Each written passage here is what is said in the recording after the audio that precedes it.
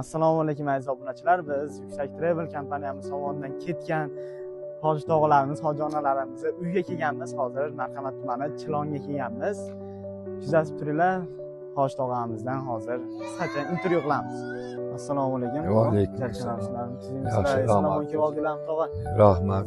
Siz Yuksak Travel tomonimizdan umraga borib kelibsizlar. Taassurotlar qanaqa bo'ldi? Sharoitlar qanaqa ekan? Taassurotlar yaxshi bo'ldi.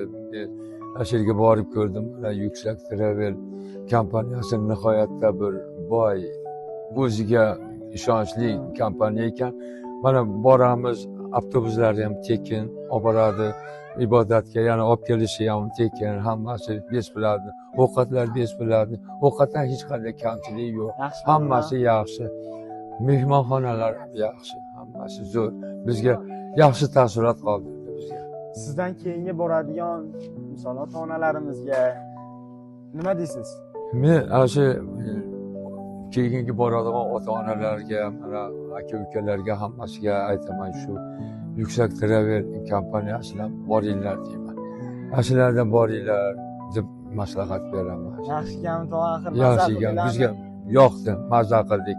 Qizil dengiz boshqa, Ufud tog'lariga hamma yoqda ham ibodat qildik, ham sayohat qildik.